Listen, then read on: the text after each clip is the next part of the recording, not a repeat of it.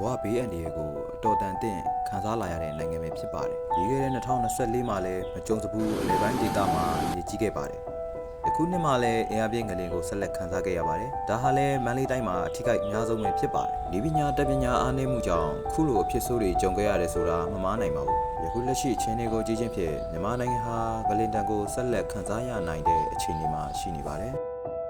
ဒီခဲ့တဲ့2024ခုနှစ်နွေရာသီကိုပြန်ကြည့်ရင်မြန်မာနိုင်ငံဟာကမ္ဘာ့အပူဆုံးစံချိန်ကိုချိုးခဲ့ပါတယ်။မိုးရာသီမှာပဲရေကြီးမှုတန်ကိုဆက်လက်ခံစားခဲ့ရပါတယ်။ကလေးဆိုတာအပူချိန်များတဲ့နိုင်ငံ၊မီးတောင်များတဲ့နိုင်ငံ၊တယံဇာတာပေါ်များတဲ့နိုင်ငံတွေမှာအလုံများလေးရှိပါတယ်။တယံဇာတာပေါ်များလို့ငလျင်လှုပ်တာမဟုတ်ပါဘူး။စမချင်းသူ့ခေါ်တဲ့လောဘသားတွေကြောင့်သာလှုပ်ခြင်းဖြစ်ပါတယ်။တဘာဝတရားကတခန့်နေသလားအောက်မေ့ရပါတယ်။ဒီစကားကလူကြီးမင်းတို့လက်မခံရင်တော့အမှန်တကယ်ပဲဖြစ်ပါတယ်။ရေနံတူဖို့ခြင်းဆယ်တန်မနီတိဆောက်ခြင်းကလည်းငလျင်ဖြစ်စေတယ်လို့ဆိုပါတယ်။သူများနိုင်ငံတွေမှာတင်ကျထားတဲ့ຢာတွေကမြန်မာနိုင်ငံမှာတရားဝင်နေပါတယ်။ပညာရှင်တွေဆိုစကားရနှစ်တရာမှာတစ်ချိန်လောက်အင်အားပြင်းငလျင်လာတတ်တယ်လို့ဆိုပါတယ်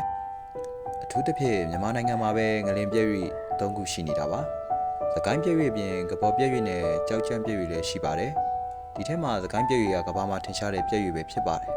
2025ခုနှစ်မတ်လ28ရက်နေ့မှာလုပ်ခဲ့တဲ့ငလျင်ဟာမြန်မာသမိုင်းတစ်လျှောက်ဒုတိယအင်အားကောင်းဆုံးလို့ဆိုပါတယ်။ကြောက်ချမ်းပြည့်၍ဟာ 8.0 အဆင့်ရှိပြင်းအားဖြင့်မေမြို့မှာလှုပ်ခတ်ခဲ့ပူပါတယ်။အတေပြောက်ရှိခဲ့တယ်လို့ဆိုထားပါတယ်။မြန်မာသမိုင်းတစ်လျှောက်အင်အားအပြင်းဆုံးအဖြစ်စံချိန်တင်ခဲ့ပါတယ်။ယခုကာလအထိတဘောအဘေးကိုနှစ်နှစ်ဆက်တိုက်ခံစားထားရတဲ့မြန်မာနိုင်ငံအနေနဲ့ဒီနှစ်မိုးရာသီမှာလည်းအသည့်တတိနဲ့နေမှအတော်အသင့်ဖြစ်ပါလိမ့်မယ်။တစ်တော်ပြုံးသီးခြင်းကြောင့်တောင်ကျရေစီးခြင်းငလျင်ကြောင့်တောင်ပြိုခြင်းဆယ်ကျိုးခြင်းလက်နက်တွေမှာမြေပြိုချိုင်းဝမ်းဖြစ်ခြင်းစသဖြင့်အနေများကိုဆက်လက်ခံစားရနိုင်ပါတယ်။ဒုတစ်ဖြစ်ပြည့်၍အနီးကာလများမိုးတွင်းမှာတတိထားစေခြင်းပါတယ်။2024ခုနှစ်ရေကြီးမှုဖြစ်ခဲ့တဲ့ဒေသတွေကတောင်ကျရေချောင်းပေါက်ပြီးသားနေရာတွေပဲဖြစ်ပါတယ်။အထူးတတိထားရမယ့်နေရာတွေပဲဖြစ်ပါတယ်။တဘောအဘေးကြောင့်အိမ်လုံးကျော်အသက်ဆုံးရှုံးသွားတဲ့မိသားစုတွေမနေလာပါဘူး။တဘောအဘေးခံစားရတဲ့မိသားစုတွေအဖို့ခံစားချက်မသိနိုင်တော့ပါဘူး။မိသားစုသိဆုံးမှုအိုးအိမ်စီးစိမ်ဆုံးရှုံးမှုနဲ့အပူမီးတောက်နေရမှာတော့အေကန်ပါပဲ။2024-2025ခုနှစ်စက်တိုက်